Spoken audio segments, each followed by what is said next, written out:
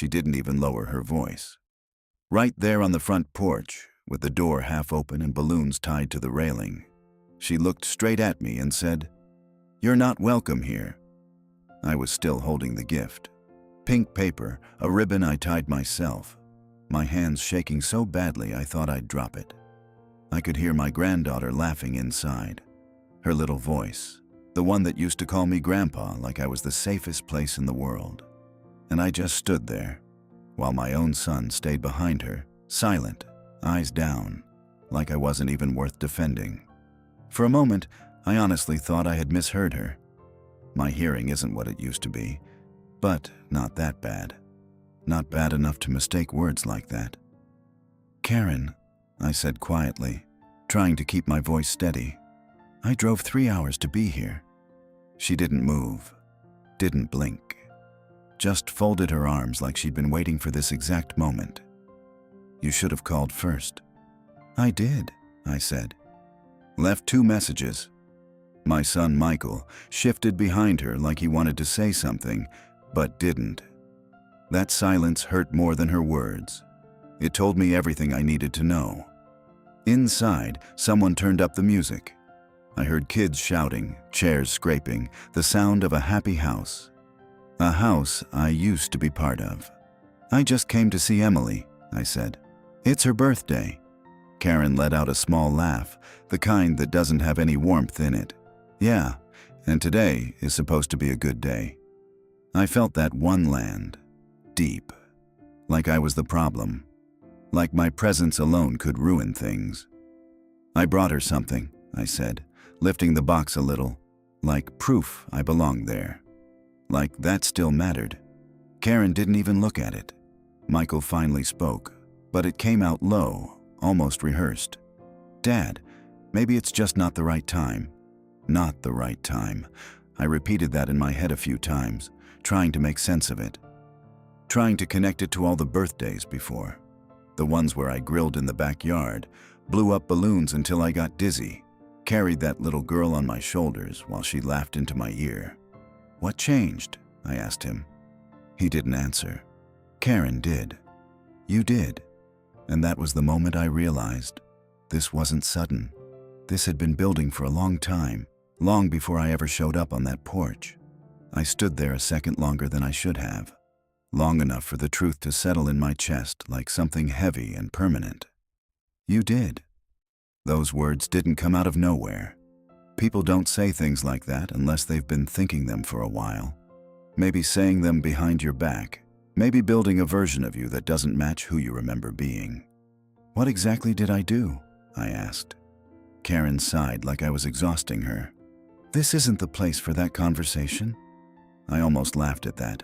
Almost. Because she had just told me I wasn't welcome, right there in front of the house, and now suddenly she cared about timing. Michael rubbed his face like he'd been dragged into something he didn't want to deal with. "Dad, just go home, okay? We'll talk later." Later. There's always a later when people don't want to face you now. I looked past them again, just for a second, through that half-open door. I saw pink decorations taped to the wall, a cake on the table, and for the briefest moment, I saw Emily. She was wearing a little white dress with a bow in her hair. She was laughing at something one of her friends said, spinning in place like the whole world was safe and bright. She didn't see me, and something in me broke quietly, the kind of break no one else notices. "I used to pick her up from daycare," I said, more to Michael than anyone. 3 times a week. Remember that?" He didn't look up. "I used to sit with her when she had that fever last winter. You called me at 2 in the morning." My voice started to tighten, but I kept going. "I stayed until morning so you 2 could sleep." Karen's jaw stiffened, and we appreciated that. Appreciated, past tense. "But things change," she added. I nodded slowly, because now I could feel it clearly. This wasn't about one moment. It wasn't about today. It was like I had been reduced, quietly, gradually, turned from family into something else, something optional.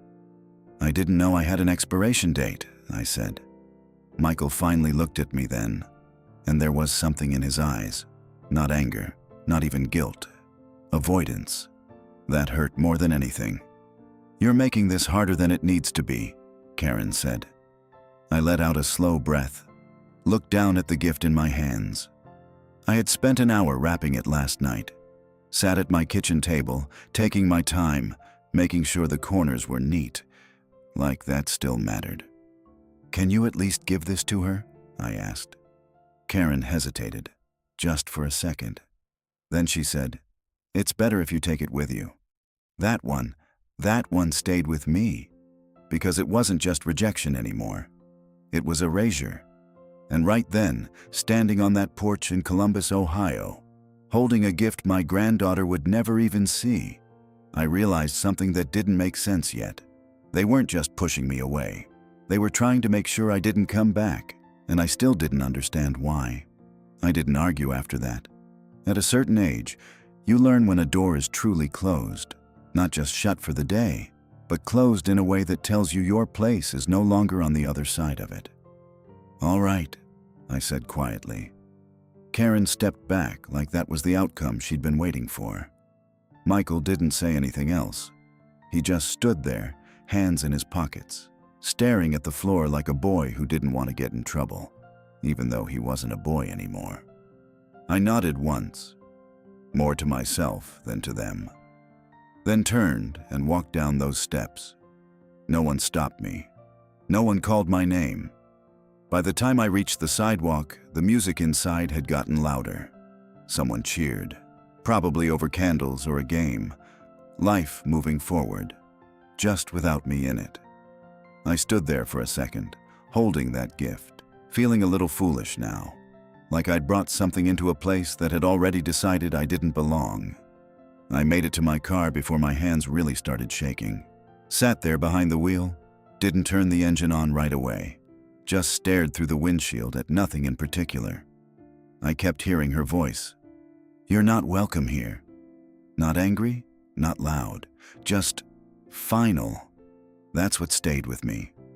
I set the gift carefully on the passenger seat, smoothed the ribbon like it mattered, like maybe if I kept it nice, I could still fix something. But deep down, I knew this wasn't about a ribbon. It went back further, a lot further. It started about 2 years ago, maybe a little more.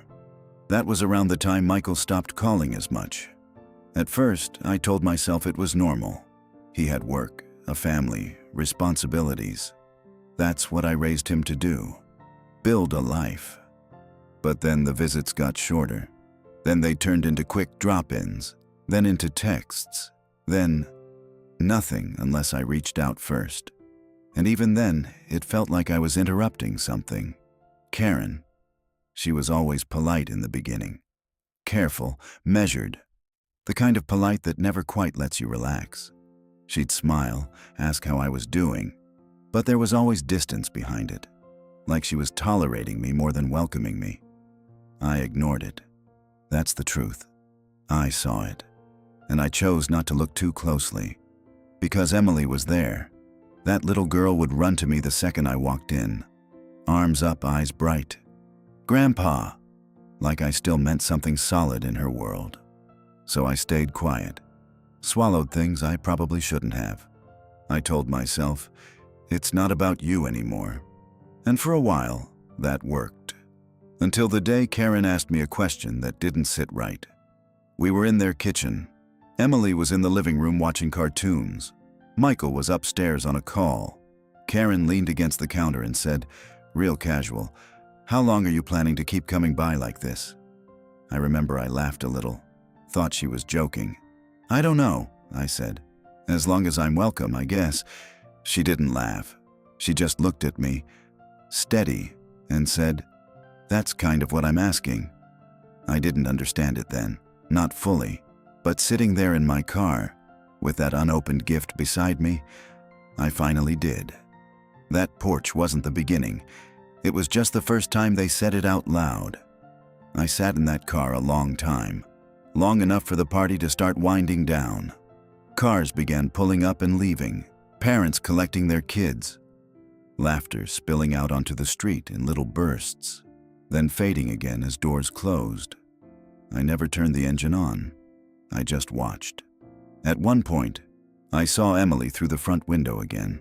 She was holding a balloon, talking fast like she always did when she was excited. Her hands moved when she spoke, just like her father's used to when he was her age.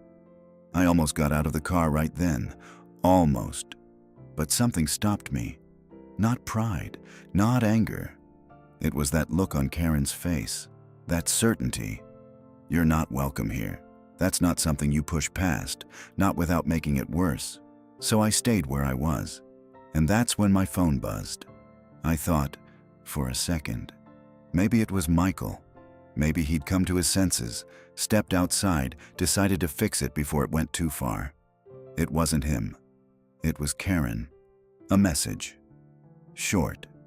Please don't come back unannounced again. I stared at that screen for a while, reading it over and over like maybe the words would change. They didn't. No apology, no explanation, just a boundary, drawn clean and sharp. I typed something back at first. I don't even remember exactly what. Something calm, something reasonable. Then I erased it. Because I realized she wasn't asking for a conversation. She was setting a rule. And the worst part, Michael let her. I leaned back in the seat and closed my eyes. There's a kind of tired that doesn't come from your body. It comes from understanding something you didn't want to understand. And I was starting to see it clearly now. This wasn't just Karen. This was my son, choosing a side without ever saying it out loud. That's how it happens sometimes. Not with a fight, with silence. A few minutes later, the front door opened again. Michael stepped out this time. He didn't see me at first. He was on his phone, pacing a little, running his hand through his hair like he used to when he was stressed about something. For a second, I thought about honking. Just a small sound, enough to let him know I was still there. Instead, I watched. He stopped pacing, looked back at the house, then said something into the phone, low and tense. I handled it. I felt that, right in the chest. Handled it, like I was a problem, like I was something that needed to be dealt with, contained, removed. He ended the call and stood there a moment longer, then went back inside, didn't look around, didn't check the street, didn't wonder if I was still sitting out there. And that was the moment everything shifted inside me. Because up until then, some part of me was still holding on to the idea that this was temporary, a misunderstanding, a bad day. But that sentence, I handled it. That wasn't confusion. That was decision. I opened my eyes, started the engine, and finally pulled away from the curb. The gift slid slightly on the seat beside me, the ribbon catching the light from the street lamp as I turned the corner. I drove without music, without thinking much at all. Just one steady thought, sitting heavy in my mind. If this had been building for years, then what exactly had they been saying about me when I wasn't there to hear it? I didn't go home right away. I drove for a while, through streets I didn't recognize, past stores already closing up for the night, past families heading inside together, doors opening for them, lights waiting. I ended up in a parking lot behind a grocery store, engine off, hands still on the wheel. That gift sitting beside me like a question I couldn't answer. I don't know how long I sat there, but eventually I reached for my phone. There was a message from Michael.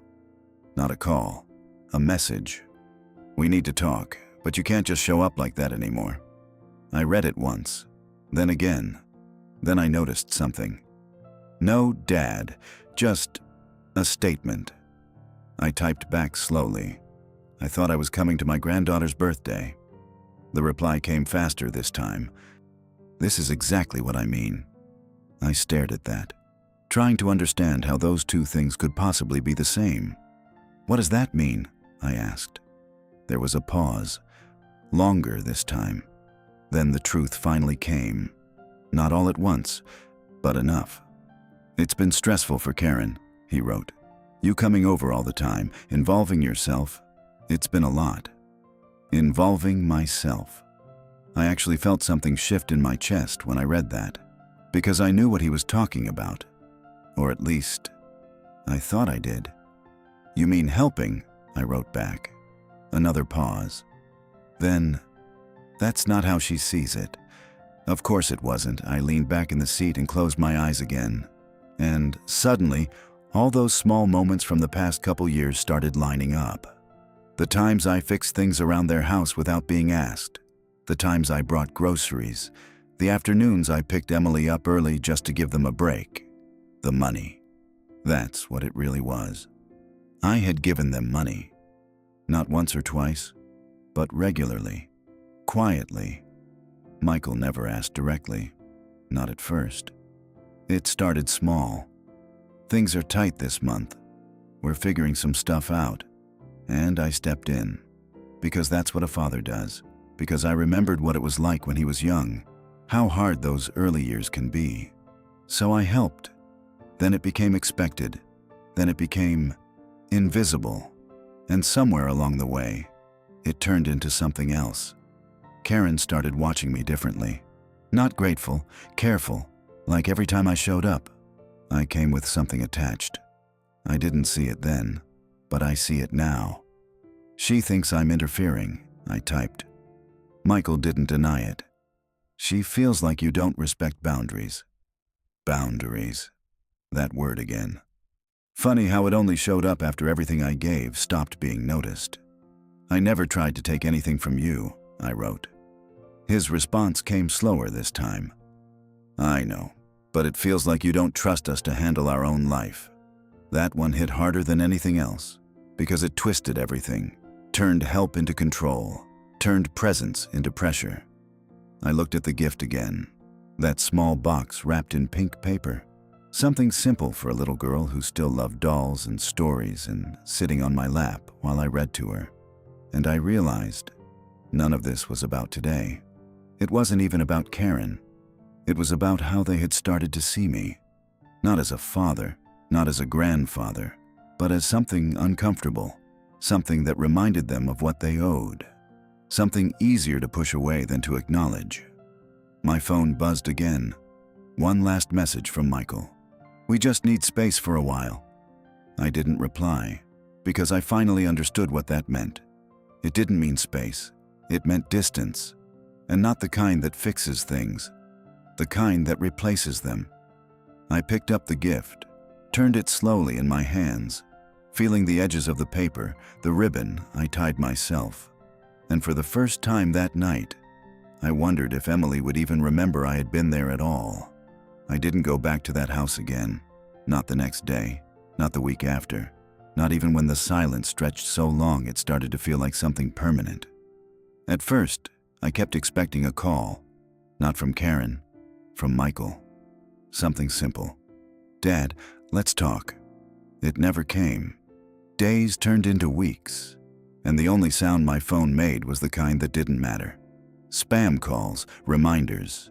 Nothing with a name that meant anything to me. I kept the gift on my kitchen table. Didn't unwrap it, didn't move it.